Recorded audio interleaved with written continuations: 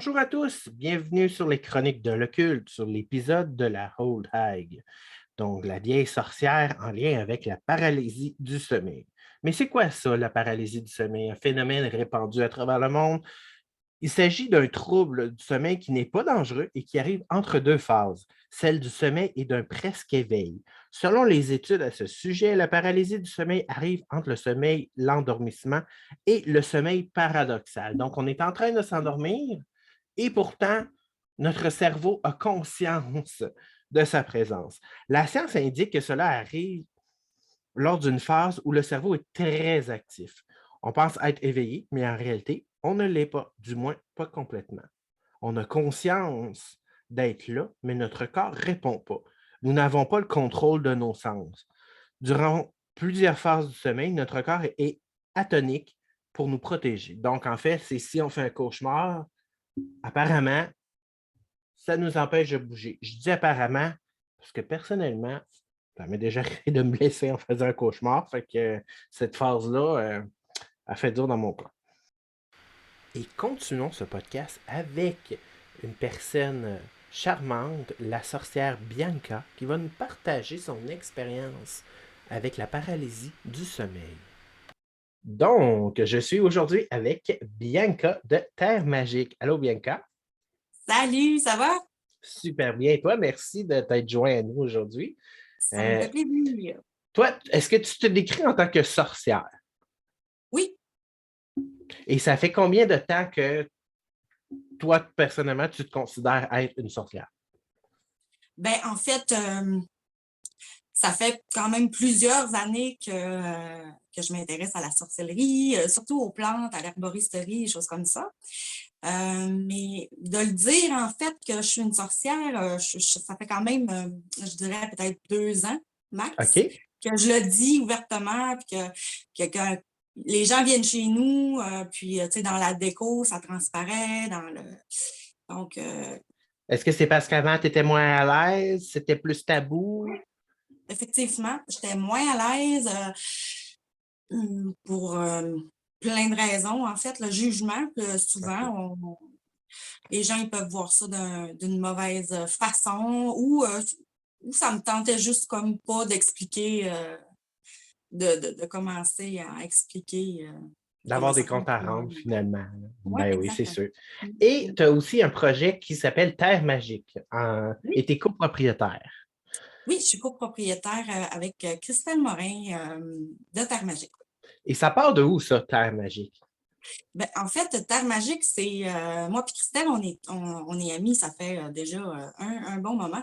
Puis on avait chacune notre entreprise, chacun de notre côté. Donc, elle avait la chaloupe, puis moi, j'ai Matséchou, sorcière de nature. Puis, je te dirais qu'on a commencé à avoir des idées en commun ou avoir envie de créer des choses ensemble. Puis on se ressemble beaucoup sur plusieurs points. On traite beaucoup forêt boréale, produits d'ici, des choses comme ça. Fait que c'est un peu comme ça qu'est venu le projet là, à Terre Magique. Là. Génial. Et ça fait combien de temps que vous êtes sur ce projet-là? Terre Magique a eu 1 an à la Saint-Patrick. Oh, wow! OK. Joyeux Ouais. anniversaire pour Terre Magique. Oui. Et vous avez aussi un fanzine. Oui, exactement. On a un fanzine depuis peu. En fait, la première édition a été à Yule. On a 8 numéros par année, là, en fait, pour les 8 sabbats. Puis, dans ce fanzine-là, on a des articles de chroniqueurs invités. On en a aussi qui ont toujours leurs chroniques qui reviennent, dans le fond, à chaque sabbat. Puis, le fanzine, en fait, il sert à se préparer pour le sabbat ou avoir des informations, puis un peu trans transposer ça un peu dans notre monde à nous, là, qui est comme plus boréal un peu. Tu sais, souvent, il y a je sais pas, des rituels ou des choses comme ça qui se fait.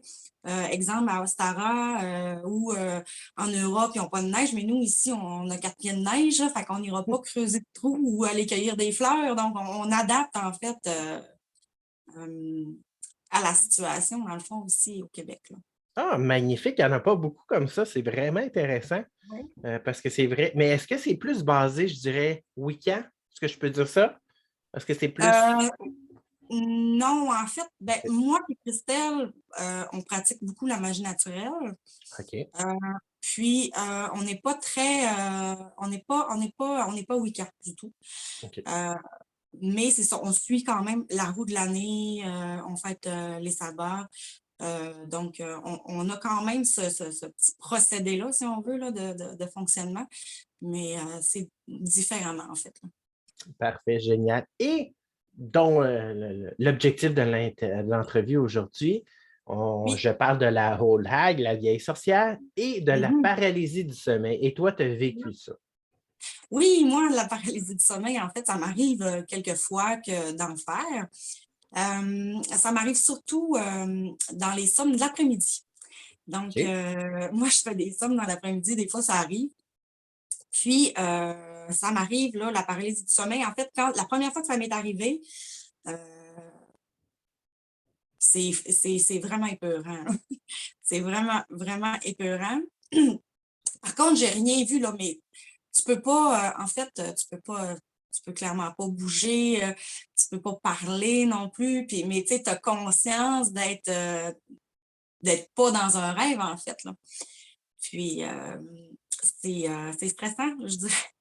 Puis après avoir fait des recherches, après avoir parlé avec mon médecin de famille, puis et tout, ben c'est ça. En fait, la paralysie du sommeil, ça m'arrive souvent quand je suis stressée ou très Mhm. fatiguée. Puis, dans le fond, c'est, c'est pas quelque chose qui est comme comment je pourrais dire ça? C'est pas une maladie quelconque, là. C'est vraiment que c'est ton corps quand il se réveille à l'envers, en fait. C'est que au lieu que le corps déparalyse, parce que c'est comme la paralysie du sommeil, c'est une phase du sommeil. Puis, dans le fond, quand le corps il se réveille, il réveille l'esprit avant de réveiller le corps. Fait que c'est ce que ça donne la paralysie. En fait, on a conscience de ne pas pouvoir bouger. Puis, c'est ça. Quand on ne le sait pas, en fait, qu'est-ce qu'on a au début, je te dirais que c'est assez peurant. Mais c'est ça. En fait, pour contrer un peu la paralysie du sommeil, quand en fait, je me rends compte que je suis réveillée, que mon esprit seulement est réveillé, à ce moment-là, il faut comme juste se relaisser tomber dans le sommeil. Puis, un petit moment après, on se réveille du bon sens, finalement. OK, fait que toi, tu t'es développé un mécanisme là, pour te sortir de ça. Oui, exactement. Il faut juste se relaisser revenir le sommeil, Mais ça doit être finalement. difficile. C'est comme un peu, tu sais, j'imagine, je veux dire, c'est comme un peu se détendre dans une situation qui est Oui, angoissante, ça. exactement. Ben, là, pour moi, c'est plus angoissant parce que, bon, tu sais, mais au début, écoute, je sais même pas comment j'avais arrêté de faire ça la première fois, là. OK. C'est une panique mentale intense, là, tu sais, de te sentir pris, là, pogné, puis tu peux comme rien faire, tu te demandes qu'est-ce qui se passe, puis euh, c'est clair que tu peux pas relaxer à ce moment-là, là. Ça, c'est sûr. Est-ce que c'est quelque chose qui t'arrive souvent? Souvent, non. Je dirais peut-être 6-7 fois là, dans une année, mettons. Là. OK, bien quand même, parce que Ouais. de ce que j'ai vu un peu dans les recherches qui se font, ils Mhm. disent qu'à peu près tout le monde, ça va leur arriver 1 à 2 fois dans leur OK. vie. Oh, Mais non, toi, oui, mais moi, toi, ça c'est m'arrive. Oui, OK, quand fréquemment. Oui. même, là. Oui. Mais comme je te OK, dis, ça m'arrive, moi, seulement les sommes de l'après-midi. Fait que peut-être, je sais pas. OK. Mm. Mais il faut vraiment que je sois fatiguée ou très stressée, là. Puis as-tu Puis là, déjà eu c'est des sûr. marques, par exemple, parce que tu sais, ceux souvent qui racontent, parce que c'est juste raconté, il n'y a pas eu de preuve jusqu'à Oui. maintenant, de la paralysie du sommeil, il y en a qui disent qu'ils ont eu des marques sur eux, etc. Toi, est-ce que tu as déjà eu des bleus? Est-ce que. Non, du tout, non. OK, Non, non. Je sens pas non plus de présence hostile. Ben, je OK, dirais qu'au début, oui. Au début, oui, là, je veux dire, il y a n'importe quoi qui te passe par la tête, puis je veux dire, OK. Au mais là, début, je tu veux dirais dire dans tes premières expériences ou au dans début de dans les l'expérience même? premières OK. expériences, dans les premières expériences, oui, nécessairement, le mental embarque, puis là, écoute, Oui, c'est fou, là. Mais non, j'ai jamais eu de marque, j'ai jamais, OK. Fait que, non. avais-tu la sensation qu'il y avait quelque chose qui t'étouffait? qui est assis sur toi? Parce que j'ai vu que ça, c'est un phénomène ou une expérience qui est souvent racontée. Oui, bien, ça, je te dirais que dans les premières expériences que j'ai vécues, oui, tu as l'impression qu'il y a vraiment une présence menaçante. OK. Assis sur moi, je me souviens pas, je crois pas. Mais moi, j'avais l'impression que j'avais quelqu'un derrière moi que je pouvais pas voir. Parce que, bon, tu peux pas te tourner, tu peux pas regarder, mais oui, tu sais, dans les premières expériences, oui, c'est fou, là, comment est-ce que c'était peurant, là. Mais oui, j'avais l'impression d'avoir quelqu'un derrière moi qui me regardait, mais moi, je pouvais pas Puis tes regarder. premières expériences, tu avais à peu près quel âge de ce que tu te souviens environ? Ça a commencé, je dirais, dans la vingtaine à peu près. OK? Quand j'ai eu mes enfants, en fait, quand j'ai eu ma première fille, je te dirais que c'est dans ces années-là, là, les premières années de vie où je devais être, j'imagine, bien fatiguée. Ben, sûrement. Puis, c'est à ce moment-là où j'ai commencé à faire des sommes d'après-midi, moi, quand j'ai commencé à avoir des enfants. Fait que c'est pas mal là que ça a commencé, en fait, là. OK. Puis tu n'as Ouais. jamais eu d'illusion ou de phénomène inexpliqué, voir des choses? Durant la paralysie du sommeil, Oui. non, ça m'est jamais arrivé de voir euh, des trucs que tu veux pas voir, en fait, là. Non, ça m'est jamais arrivé, là, non. Puis as-tu. Bon, c'est sûr que c'est un côté personnel, tu n'es pas obligé de répondre, là, mais tu sais, as-tu des diagnostics? Tu sais, je veux dire, as-tu été évalué? Y a-tu un médecin qui s'est penché sur la question ou bien il a dit ben, ça ressemble à de la paralysie du sommeil, puis ben, c'est Ouais, ça. non, j'ai pas été en clinique du OK. sommeil, j'ai pas, mon médecin n'a pas plus approfondi que ça. Il m'a dit, tu fais de la paralysie du sommeil, puis c'est pas tant grave, tu sais, puis il m'expliquait un petit peu le pourquoi du comment, puis Faut pas un se peu comment. stresser avec ça, finalement. Ouais, exactement. Ouais. OK.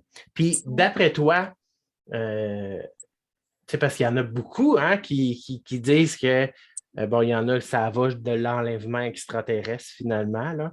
Ça, j'aime moins Oui. ce côté-là. Les E.T., je les laisse dans Star Wars. Mais j'aime bien Star Wars, là, mais je les laisse là. C'est correct. Mais sinon, bon, il y a eu le phénomène de la whole hag, c'est sûr. Bon, la vieille sorcière. Mais toi, qu'est-ce que tu penses de ça, ceux qui disent tu sais, que c'est un démon ou une malédiction d'une sorcière qui vient te visiter Mhm. durant ton sommeil? Toi, en tant que Oui. sorcière, qu'est-ce que tu penses de ça, de les gens qui ont ça comme explication? J'ai, ben, c'est pas que j'y crois pas du tout. En fait, j'y crois parce que justement, j'ai une amie à qui c'était arrivé, en fait, d'avoir une espèce de paralysie du sommeil, puis d'avoir quelqu'un qui était devant elle et de très proche, tu sais. Euh, je ne le sais pas, en fait, je suis, mais je suis toujours ouverte d'esprit, là. C'est sûr que, je veux dire, La porte n'est pas fermée, mais comme tu n'as pas non, vraiment non, de, c'est ça. de- Mais moi, je ne l'ai pas expérimenté, tant mieux, je me dis. Mais, tu sais, c'est pas parce que moi, je ne l'ai pas expérimenté de cette façon-là que ça n'existe pas. Fait que, tu sais, je OK. suis très ouverte à ça, là. Il n'y a pas de. Ouais. Ben, écoute, merci beaucoup d'avoir partagé ton expérience personnelle avec nous. Et Ben, merci ceux à qui toi aimeraient de ça l'invitation. retrouver Terre Magique, Oui. ceux qui voudraient venir te visiter et regarder, Mhm. est-ce que Terre Magique, c'est une boutique en ligne ou c'est juste c'est une boutique physique aussi? C'est présentement seulement une boutique en ligne. Donc, ils peuvent nous retrouver au terremagique.com, donc magique avec un ICK. Puis, sur Facebook aussi, on a une page Facebook, puis un groupe aussi où on est quand même super actifs, puis on a OK. beaucoup de discussions, puis donc j'invite les gens là, à venir nous retrouver. Ben, Là, tout à fait. Donc, le lien va apparaître aussi avec la vidéo là, pour montrer c'est quoi Terre Magique. Et pour ceux qui s'intéressent, pour les petits curieux, j'appelle ça les petits curieux parce que bon, Oui, il y en a beaucoup qui pratiquent, puis il y en a qui ont peur de la magie, hein, ou bien qui ont peur oui. que justement la paralysie du sommeil arrive à cause qu'ils ont pratiqué de Mhm. la sorcellerie. Tu aurais quoi à leur conseiller avant, pour commencer? Pour commencer en Sorcellerie. sorcellerie, Mhm. écoute, je pense que c'est d'y aller avec ce qu'on aime, ce qui nous attire, puis ce qui va se pratiquer dans une vie de tous les jours aussi, là. Tu sais, ce qui fait partie de toi, finalement. OK, fait que toi, est-ce que tu encouragerais plus vers, mettons, parce qu'il y en a qui font des grosses études. Quand je dis grosses études, c'est des anciens praticiens alchimistes, et bon, etc., etc. Ou toi, tu irais plus de vas-y soft, vas-y doucement avec ce qui vibre avec toi finalement, ce que tu aimes, tu sais. Oui, ben moi, c'est de cette façon-là que je suis rentrée un peu dans le monde de la sorcellerie, en fait. C'est que ça fait partie de ma vie de tous les jours. Puis, C'est pas juste une mode. non, c'est ça, tu sais, ça fait partie du quotidien. Puis, donc, mais c'est juste plus facile de cette façon-là, à mon avis, là. C'est Ben oui, juste. oui. C'est toujours intéressant d'avoir Mm. l'opinion des gens qui pratiquent, tu sais, comment j'ai commencé, comment j'ai vu ça. Et ben, merci beaucoup d'avoir partagé ton expérience avec nous, tes Ben, conseils ça fait aussi. plaisir. Puis avec un plaisir de faire un podcast juste sur Terre Magique, peut-être, on ne sait Ah, jamais. ben oui, pourquoi pas. Ben, merci beaucoup. Ben, merci à toi, Jason. Bon, bref. Donc, c'est important de démystifier la paralysie du sommeil parce que c'est quand même un phénomène courant. Mais ce qui nous intéresse ici dans le podcast, c'est surtout l'histoire de la vieille sorcière. Pourquoi est-ce que c'est une histoire qui a marqué tant de gens?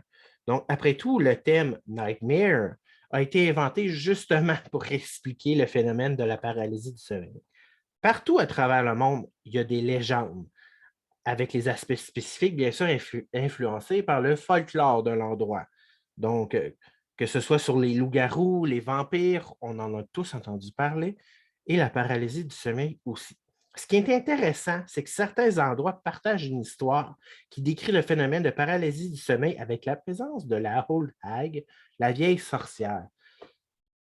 Donc, malheureusement, il s'agit aussi de l'excuse qui a été utilisée énormément lors de l'Inquisition, lors de certains procès contre des sorcières, en disant que telle femme sorcière est venue nous attaquer durant notre sommeil.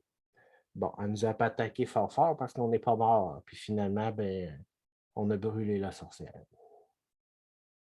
Mais c'est quand même une triste réalité. Ça a été souvent utilisé comme excuse.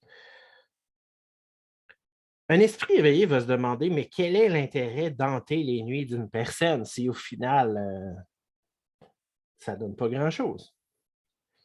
La sorcière quitte son corps physique apparemment pour hanter les rêves. Elle devient donc vulnérable. Mais peut-elle vraiment causer des dommages? Peut-elle blesser une personne durant cette hantise? C'est ce que nous allons regarder durant ce podcast. Donc, je me suis mis à la recherche d'informations qui sont soutenues par des sources. Et je me suis rapidement rendu compte que les sources étaient inexistantes ou très discutables. Je me suis arrêté sur un livre, The Terror That Comes in the Night, une étude faite par David J. Ufford. Il nous présente d'abord 3 cas dont il a parlé avec les personnes qui prétendent avoir eu l'expérience de la Old Hag. Fait que c'est quand même, il ne faut pas oublier que ça reste une étude, on va mettre ça en grosse parenthèse, parce qu'il n'y a pas, c'est plus des récits qui sont racontés. Okay? Il n'y a pas de faits scientifiques, il n'y a pas eu de méthode, il n'y a pas eu tu n'as pas été dans un labo de neurologue là, pour analyser tes rêves et tout ça. Donc, il faut quand même prendre ça en considération. Et il explique même dans son livre que les 2 premiers cas avec lesquels il a rencontré, bof, ça a plus l'air de cauchemar. C'est assez clair. Par contre, il y a un 3e cas qui l'intrigue. Donc, il y a plus de détails de l'événement. C'est assez intriguant. Et aussi la description de l'assaillant. Donc là, c'est la première fois que lorsqu'il parle avec quelqu'un, la personne victime, entre parenthèses, lui dit qu'elle a vu son assaillant. Mais bien sûr, à force de parler avec cette personne, il se rend compte que ça ressemble plus à un autre procès contre la sorcellerie, puisque c'est assez visé vers une personne. Jusqu'ici, rien n'est surprenant ou surnaturel. On a tous fait des cauchemars qui nous semblent réels. Et bien sûr, le livre dont je vous parle, c'est une étude qui a été publiée en 1982. Et dites-vous qu'en 40 ans, la science a fait énormément de progrès, particulièrement sur la compréhension de notre cerveau lorsqu'on dort. Mais est-ce que c'est tout? Bien sûr que non. car il y a encore plus de croyances et plus de pratiques parfois inexplorées sur la whole hag, comme la malédiction qui permet à un sorcier de la faire venir. Donc, nous allons explorer ce sujet. Donc, pour tous ces croyants de l'époque, c'est certain que l'histoire de la whole hag était bien sûr quelque chose de réel ou une excuse finalement chrétienne pour pouvoir se venger sur quelqu'un. Mais il existe des croyances sur la façon de faire venir la whole hag. Regardons une d'entre elles. La première que j'ai trouvée, c'est réciter le Notre Père à l'envers. Mais attention, il ne s'agit pas de juste prendre la prière de Notre Père et de la dire de façon à ce que finalement c'est lui qui nous prie. Okay? Parce que ce type de prière-là existe déjà. Il s'agit vraiment de la prière en latin prononcée à l'envers. Regardons ce que ça donne.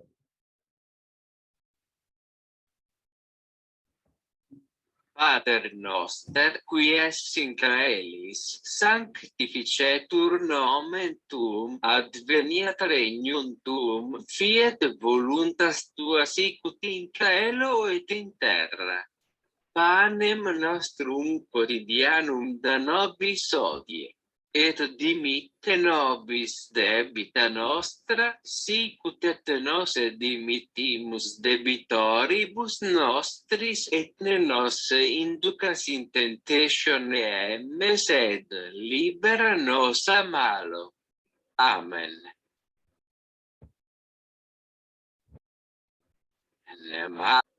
Orama sonarabil, deseme no shedne nisakudni sonen exil son subiro ibezumi timide sonet isar sona ibetsi bonet imidre. Osi bonat munaidio mursan mena. Arretni leolerni isautsa nulo veteif mut nuniera inevda mut nemonru eshifiknas silierni seiukat sonreda.